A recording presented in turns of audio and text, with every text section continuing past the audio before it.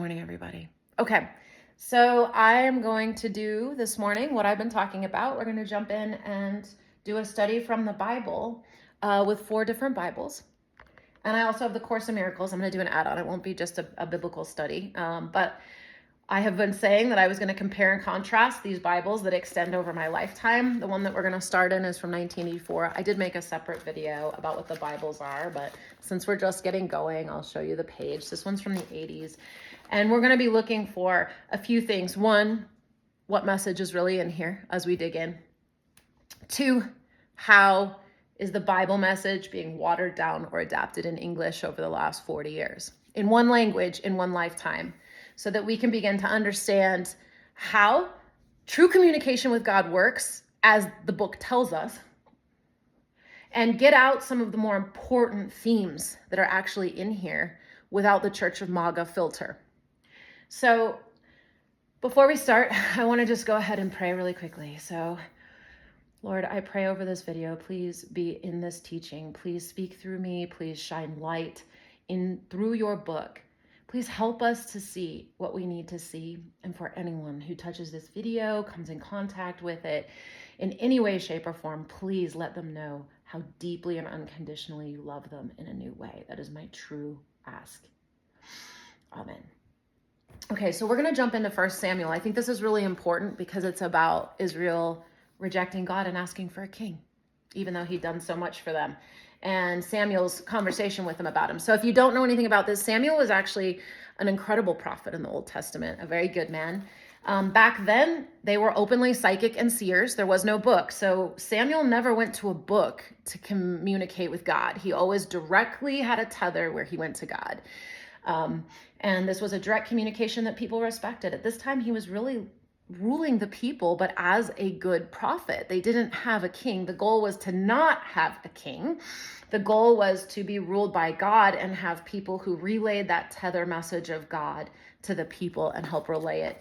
Now, Samuel did have sons, but they didn't follow in his ways. So we're going to go ahead and dig into the 80 Bible, and then we'll go ahead and see how the interpretation changes. But I'm going to read it from here first, okay?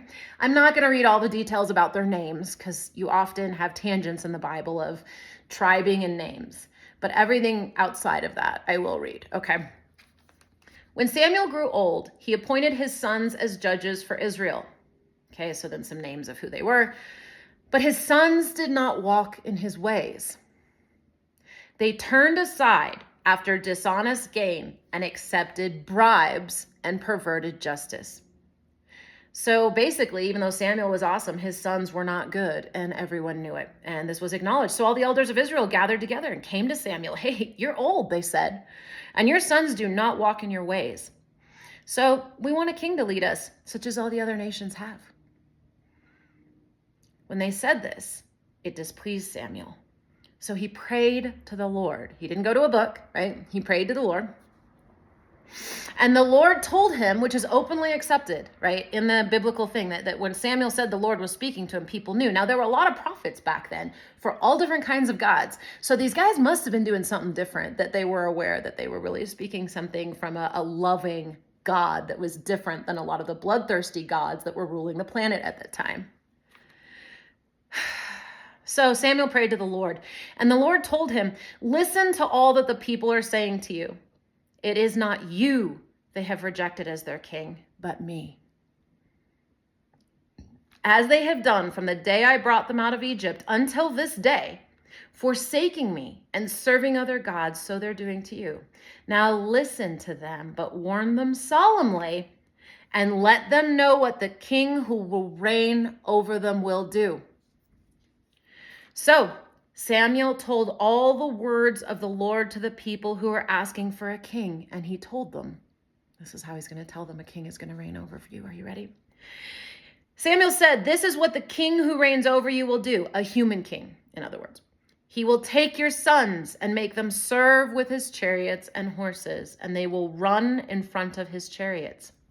Some he will assign to be commanders of thousands and commanders of 50s, and others to plow his ground and reap his harvest. In other words, you'll all be working for the king. That's what this is, a human king. He's going to exploit all your resources, is what this is talking about. He will take your daughters to be perfumers and cooks and bakers. He will take the best of your fields and vineyards and olive groves and give them to his attendants. He will take a tenth of your grain and of your vintage and give it to his officials and attendants. Your men servants and maid servants and the best of your cattle and donkeys he will take for his own use. Understand that God is saying he won't do that if you leave him as your ruler. He'll let you have all of it. You don't have to give it to a human. He will take a tenth of your flocks, and you yourselves will become his slaves. This is God's warning to the people when they ask for a king, my friends. Or when they put their faith, I should say, in the king versus God, which is what we have happening here. When that day comes, you will cry out for relief from the king you have chosen, and the Lord will not answer you in that day. But the people refused to listen to Samuel. No, they said, we want a king. Then we shall be like all the other nations, with a king to lead us and to go out before us and fight our battles. When Samuel heard all that, he repeated it before the Lord, and the Lord answered, listen to them and give them a king. Okay, so in other words, when the people were clamoring for a king, it broke Samuel's heart. And he told them he's going to exploit you and use you, and the people said, we want it. Sound familiar? So, what's fascinating about the 80s Bible, to get out of the actual text and how shockingly accurate it is for our time, you can see here there's almost no footnotes. Now, I think this was a child's Bible. Yeah, it was a children's edition. So in fairness, they weren't giving me all the heavy footnotes, right? So we're going to move on to my 90s Bible, where you can see the footnotes change, just so you can see this is all footnotes, okay? All of this is footnotes. This is called 90s Christianity, which frankly, looking at the text, I respect more because they are hardcore in how this goes down. Now, this was, I'm sure, the adult version because, I was finally 14 and ready for it, I guess. So, okay, so we're going to go in here, and rather than read the whole passage, because again, it says all the stuff about how they're going to exploit the king, we're going to go down here to the footnote and get the interpretation of what Christianity felt this meant at the time. This is in 1994, right? 90s Christians. Okay, so it says, God is instructing Samuel to listen to the people's request.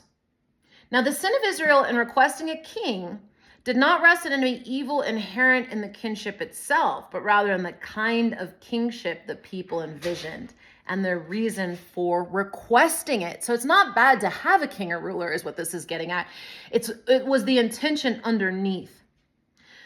Okay, so the people envisioned, their desire was for a form of kingship that denied their covenant relationship with the Lord. So rather than trusting God and allowing there to be a ruler, they replaced their faith in God with their faith in a king.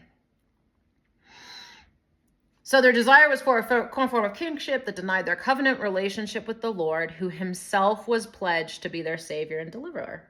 In requesting a king, like all the other nations, they broke the covenant, rejected the Lord who was their king, and forgot his constant provision for their protection in the past.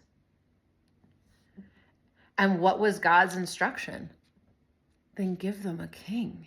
But he's not going to show up the same way, right? It's like, that's what you asked for. So fascinatingly, right? So then later, Samuel gives them a king, which is fascinating, right? And he says to them, you rejected your Lord God.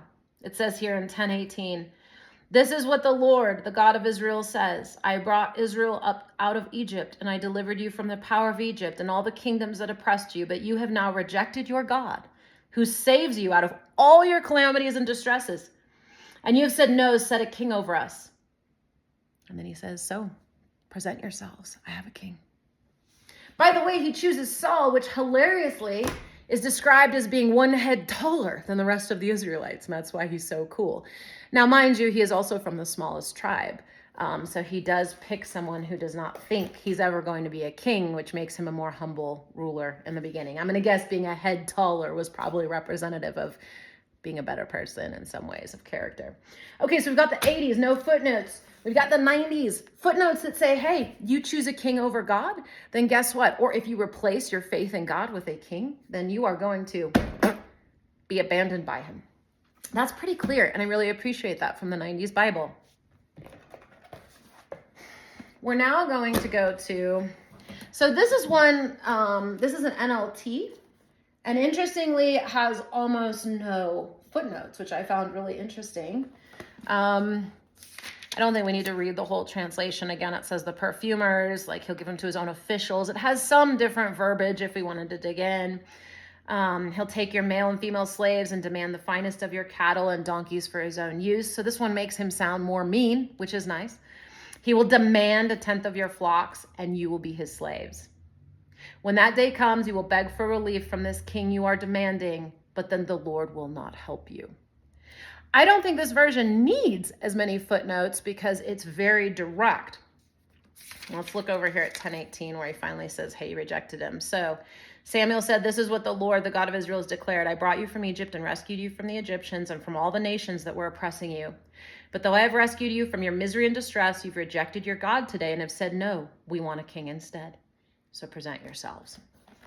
But it doesn't have any really footnotes giving those details, but the languaging is very strong in the NLT that says, like, you're rejecting your God and demanding a king, and he's going to exploit you, and like, have at it. But we're going to end here with the Bible study with the most fascinating to me, because truly this is my newest Bible. I got this at the AACC. I'll continue to repeat that. It's a Care and Counsel Bible. And so it's supposed to be really great. But when we get in here, you'll see, so this is supposed to have a mental health component, which I think would be a big deal here. It has all these like notes. It has no footnotes on this section, which I find a bit fascinating. And we're going to go ahead and see. Okay, so let's see. So Samuel took the words of the Lord, right? This will be the behavior of the king. It says he'll take your sons and appoint them for his own chariots. He will appoint captains. He will take your daughters. He will take the best of your fields. He will take your male servants. Okay, and put them to his work. It doesn't say slaves. It says you will be his servants. I find that a really interesting softening theme. This has, I'm discovering this one has much softer language around breaking any law on the Christian side for these types of things. It makes me very sad. So saying you'll be his servants is totally different than slaves. And it says you'll cry out in that day because you're a king whom you've chosen for yourselves.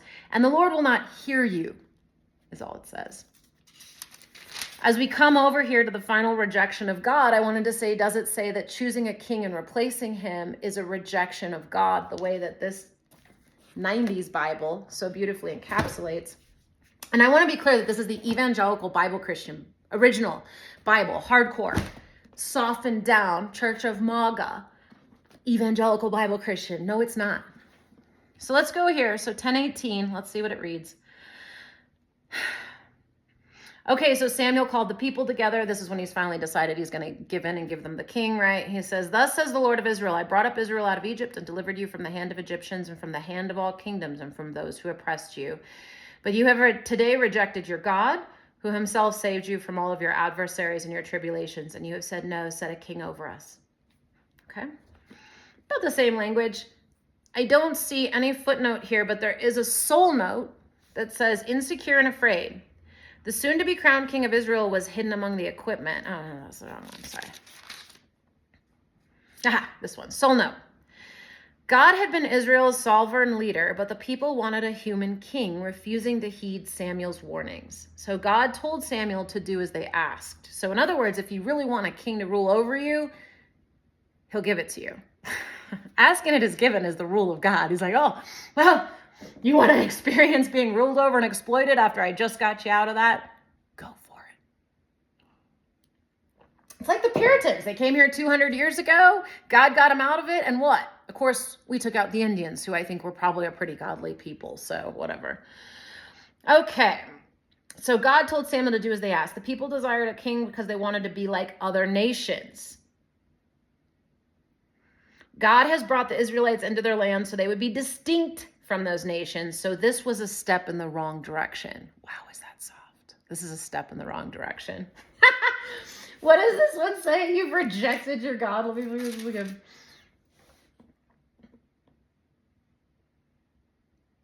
You have rejected me as their king. It's not necessarily evil inherent in the kingship itself, but rather in the kind of kingship that people envision and their reason for requesting it. Here it just says it's a step in the wrong direction. To compromise our faith by desiring to be like the world is to lose our distinctness as God's people. So in other words, they generalize this to say you're supposed to be distinct and different, and that the problem was they asked to be like other nations. That's a very different message, that the problem here is that Israel was trying to be like other people, than saying they rejected God by replacing their faith in God by needing a king that they could physically see and believe in, that was going to fight their wars for them. It's almost like we're trying to put back in that thing between us and God, right? Like Trump will be connected to God and he'll make the right decisions. So we don't have to, when the journey has always been that way. So I just want to be clear. I don't know, maybe you don't hear it. You can certainly give me the feedback, but this is a much more watered down version and changes the topic. And I got to say, guys, it shocks me because I really thought that this was going to be the jam. My 90s Bible is holding up as the most committed to what it's saying. And because I'm not just a biblical person, I've studied spiritual material for 30 years all over the place.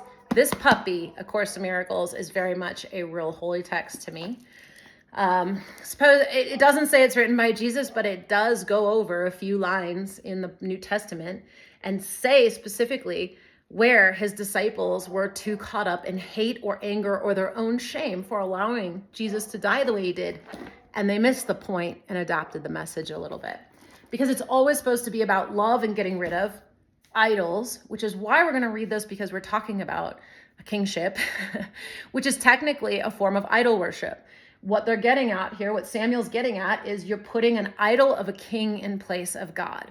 When Samuel was ruling, he's like, we just make decisions when you need it. All your stuff is yours.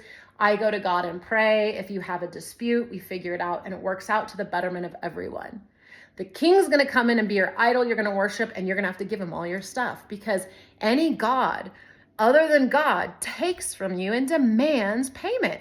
And you keep trying to make that how you perceive your heavenly God, that he also requires sacrifice and payment from you in some way. Of course, that isn't the Cain and Abel story in Genesis, so we will have to unpack that very key foundational idea at some point.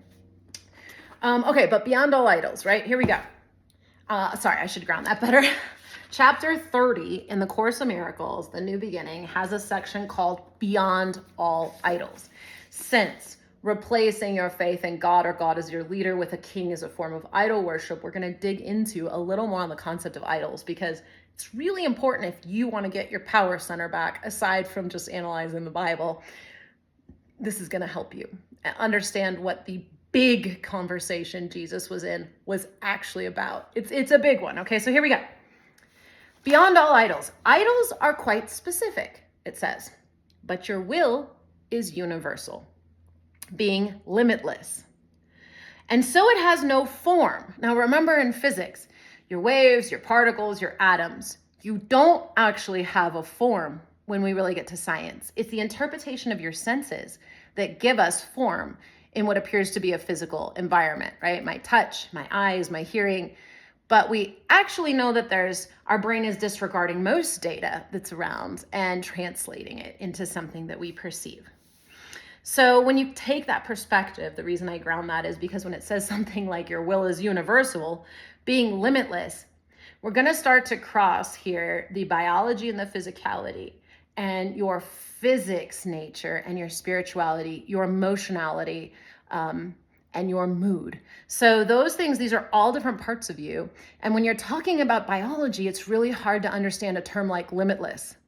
But when you're thinking about emotion and, space and atoms and metaphysics, it's not as hard to process, because we know that there really isn't space here. It's molecules. There's air, there's all kinds of things, right? So, okay. And so, so your will is universal, being limitless. And so it has no form. nor is content for its expression in the terms of form. Form is biology. So say I have love, and I want to love something. That's a form of my will, using my will, but it doesn't have form. You don't see my love going anywhere. I'd have to speak it to say that it exists and give it some kind of form through languaging and symbols that I express. Idols are limits. All idols have form. They are the belief that there are forms that will bring happiness, and that by limiting is all attained. So idols, okay, I'll keep going. It'll explain. It is as if you said, I have no need of everything. This little thing I want, and it will be as everything to me.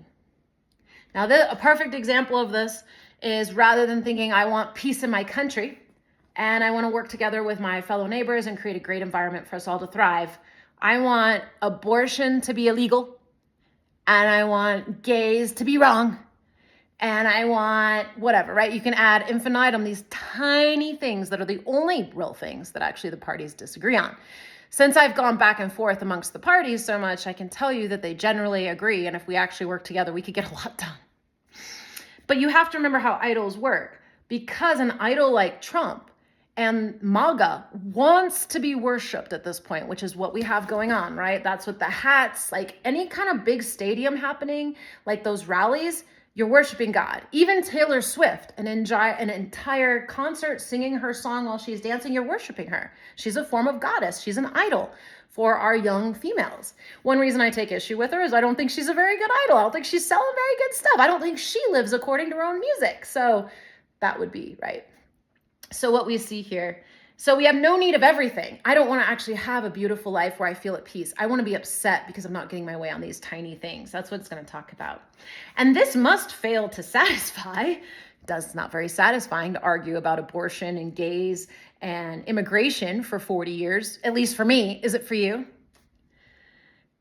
And this must fail to satisfy because it is your will that everything be yours. You know you can have more than you have. You know it should be different than it is. Why do you think you're upset? You think it's because you're not getting your way, but it's because you're focusing on tiny little things. Decide for idols and you ask for loss.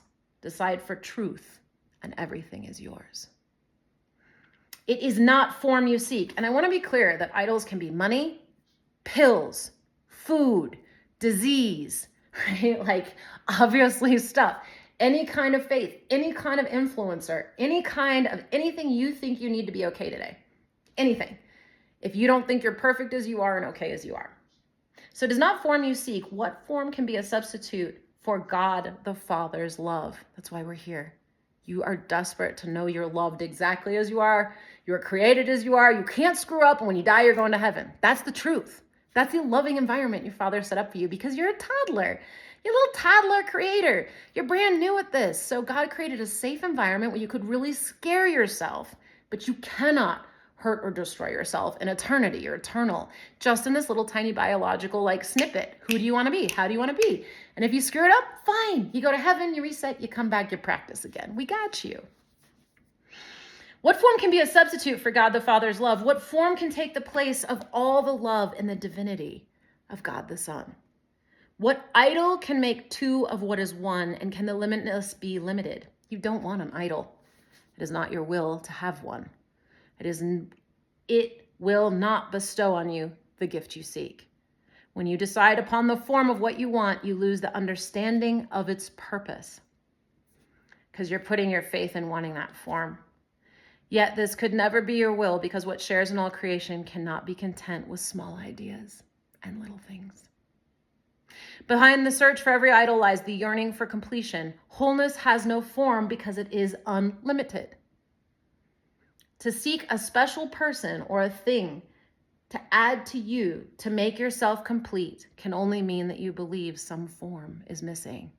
A relationship, a job, anything, having a kid, anything you think you need to be complete is a form of idol worship, and you are making yourself miserable, fragmented, and limited. And by finding this, you will achieve completion in a form you like, so you think. This is the purpose of an idol, that you will not look beyond it to the source of the belief that you're incomplete. See, women don't know I'm having a baby because I feel incomplete and now it gives me purpose. Well, now you've made your kids into an idol. You're making them make you into an idol. And neither one of you has any idea how to depend on God or get love from the source where you want it, which is God. Believe that your kids come in, they have everything they need. Stop getting in the way and just let it go. Only if you had sinned could this be so. Oh, here we go. Did you know it's impossible? Now, I want to be clear that sin in this book is redefined as a lack of love. That's all the phrase means. So when I say sin, it always means lack of love, as it comes from the Course of Miracles, as reestablished by Jesus. Thank you very much. So, only if you had sinned, so only if you'd shown a lack of love, could this be so. For sin, a lack of love, is the idea you are alone and separated off from that which is whole. And thus it would be necessary for the search for wholeness to be made beyond the boundaries of limits on yourself. But it's never an idol you want. What you think it offers you, you want indeed and have the right to ask for, mind you. That's the problem. The idol offers you something you really are looking for and should be looking for. But your will to be complete is but God's will. And this is given you by being his. God knows not form. He cannot answer you in terms that have no meaning. And your will could not be satisfied with empty forms made but to fill a gap that is not there. It is not this you want. Creation gives no separate person and no separate thing the power to complete the Son of God. What idol can be called upon to give the Son of God what he already has? You're the Son of God, in case you're curious. It's not Jesus. They've adapted that in the Bible. When Jesus was talking about being the Son of God, he was talking about which headspace you're in and which place you're coming from. Are you coming from your human, limited identity that's scared, that's worried about death, that has all these worries? Or are you coming from a spiritual form that believes and knows it's tethered to an almighty God, and what we're perceiving here, something is off? So this book is very important because it tells you the purpose of an idol, that it's never going to give you what you want, but it is going to dangle a carrot that it can. And that you can't be anything but connected to the whole as you are. And the work is to learn that you are as you are. You already have your own tether, and any single book becomes an idol. Any idea of leadership, relationship, money, anything else is. And it doesn't mean that God isn't going to bring those things in. It's a very important distinction laid out in this 90s Bible. It's not that the people were asking for a king that was the problem. It was that they wanted something in form to believe in that could lead them and fight for them. Because not having something in form, having their almighty God, even though it showed up and parted the Red Sea and got them out of slavery in Egypt and all those things, they couldn't see it. They didn't know it was coming. They don't know how it came. They couldn't predict it, because the master of money is all about security in terms of form. But that creates stagnation and stuckness, and also completely interrupts your connection and faith with God. You don't move in the present moment, like for manna, asking for manna to fall from the sky to feed me and water me. Well, the Israelites hated that. Sure, manna fell from the sky. We'll dig into that story, I guess, another time. I should. Right? But manna fell from the sky to feed them every day. But they hated it because they couldn't keep it, and they tried to save it, and God had to give it to them every day. Well, there's no security in that, right? I want to have predictability because I love to be enslaved to the master of money. So even though a king's going to take my sons, my daughters, kill us, send us to war, take all of our actual abundance for their purpose, that somehow feels more secure than God letting me keep everything that I have and continuing to supply it, because my mind, my human mind, can't predict it or understand it. What's being discussed in this book is a deep, deep conversation around what real faith is, 1,000 different ways. And that's what we're going to continue to do, because our country in the West, America, must begin moving on faith in the present moment and asking for God to flow in through each one of our hearts and minds and beings every single day. The reality is, this is fun to study and everything. I never planned to, but I've been international. I mean, my dad worked for NATO. He has a PhD in computer science. Every time I was moved around the world, when we lived in Brussels, Belgium, right? the front of this book, I mean, you can see it's in, I'll show you again, right? Little girl writing. When I lived in Brussels, Belgium, right? That's me. Little girl writing, 14-year-old writing. My dad worked at NATO headquarters and ran the Situation Center. He is all security. The Situation Center watches every missile, like right around the world. Because he did that because he had already run a 24-hour advanced security center that's for the US military called for SAC, Strategic Air Command, that watches everything. Like his job at that job was literally you're watching everything. And if anything moves, you've got to call the general or the president. Like it's one of those massive. So even though he always had a clearance and he was very cautious, not like he told us anything, I knew a lot because he was getting a PhD in computer science. And like, we're always talking about international networks because my dad wouldn't talk about anything with me that interests me. So I always asked him about what he was doing. So I learned a lot. And if we don't get this together, America, the world will fall. Like people think, oh, I'll just leave America and run somewhere else. There will be nowhere else. Russia will take Europe. China will help. China will take Taiwan and a bunch of places in Asia. The economies that, okay, so the places that people don't go, like so you could say Australia and Canada probably won't get invaded. They're not going to have economies. So we really in America have to get focused here on getting our head straight, our heart straight, taking our government back, figuring out what's really going on here. And the reason I think the Bible truth is key to this is because we are seeing the collapse of church and state. And as I've said a million times my entire life, there's no faster way to create an army of darkness than convince them they're fighting on the side of light. But I truly believe that every Bible Christian out there, which is a very large portion of our country, they just elected a president, when they really realize what their books really say, the message their real father is giving them, that one day they're going to wake up and go, oh my God, I replaced Trump with God. I believe everything Trump says. We're seeing that, guys. You can see it. The Church of MAGA, everything Trump says they believe like it is Bible straight from God. That's how you know they worship Trump, not God. And I don't want God in any of this, right? I'm standing here with God like they want a king. Let them have it. Enjoy what happens.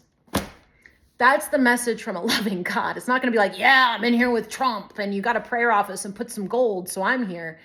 No, God is slowly but surely backing away, going, I see you guys. You guys got a little too consumed with the greed, even though your book says that's one of the 7 deadly sins and everything like that. You're too concerned with wrath, greed, self-righteousness, all the things. And this is where we're going. And I got to tell you guys, I moved to Italy at 11. My dad went to the NATO Defense College in Rome, Italy.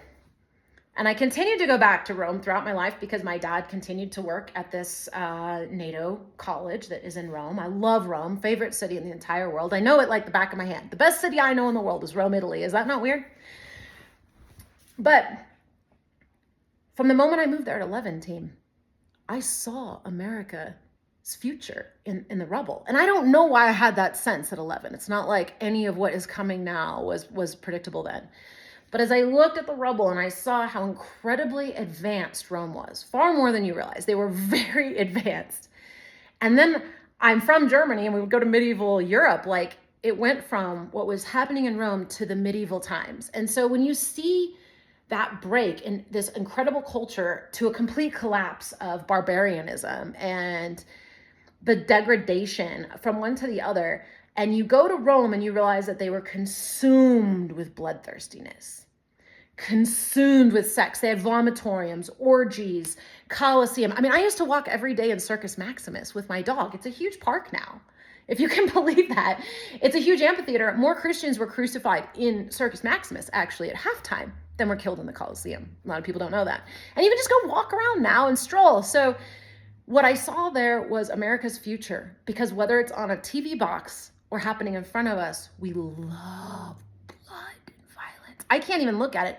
And you guys are sitting in chairs eating popcorn while you watch someone be tortured. That's a problem.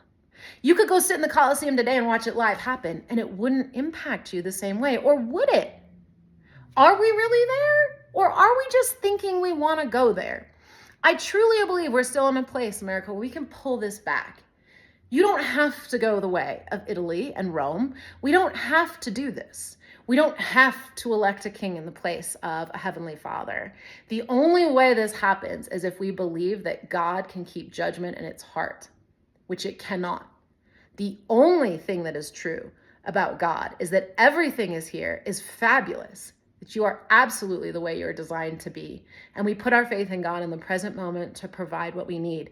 Does that take a lot of faith? Yeah, that's why it's hard. That's why there aren't many people that did it. That's why they put it in a book so you could know there was a path, because no one around you is going to be doing it, especially the people in mega churches. And I know you want something bigger and deeper, and you know there's something wrong, and that's why you're here, and I love you.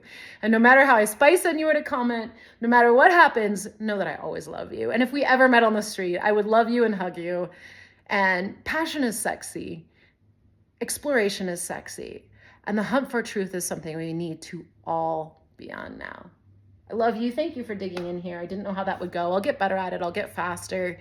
But for some of you, I want to take you on the organic journey with me, right? Like, this is really looking at the Bible. I knew they would be different. I didn't know how watered down it gotten. And I feel a little bit bad about that. Like, I should have been paying more attention and probably talking about that. But I walked away from all of this for a long time because I saw the ugliness of what I was being taught and how it had nothing to do with God. And I got to say, not only was I was so cast out of the church, I was cast out of my own home. I had to leave at 16 because my mom thought I was a demon and rejecting God because I was asking the questions that I know I was fully in the right for. Now, 30 years later, I spent 30 years studying. Was I really a bad kid? Was that really well-founded? What was going on there? How can my mom talk about love and God and Bible while spewing violent, vile rage and verbal abuse on me? And everyone around me, from the pastors to every piece of my family and community, thinking I was the problem. And I see now that that's part of my life's work and that I'm going to use it for good, which honestly is my only prayer, was that my suffering and my experience in my life could be used for something of good. The last thing I would want is that it would be used to save the world or country from the malignancy of the evangelical Bible Christian church, but here we are. That's not my doing. One of the most important metaphysical principles, and I'll leave you with this, is that there always has to be an equalization on planet Earth. So as you see evil ratchet up, you see good ratchet up. That's why in every allegorical superhero movie, you see that the superhero doesn't show up until the supervillain does. And that before superpowers sort of show up, there was always a break on one side or the other, and then there's another one on the other side, because there's always an energetic balance. Remember, we're metaphysical environment. There's a balance here that is being watched very carefully by God and tons of other loving beings that love us when we pass away. We care for each other, and we're like all caring for each other. And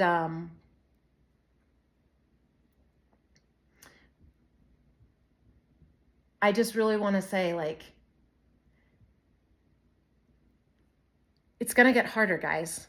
It's not going to get easier before it gets better, but it is going to get better eventually. And that's the through line we're here to hold together, is like, no matter what it looks like. Just like Abraham, Hicks tells us, we're going to be unconditional in our faith that this is going somewhere great. And the more of us that come together with that point of faith, the more we're going to be able to hold that through line and guide us to the other side of this in a much softer way. Thanks for being here with me. I love you guys.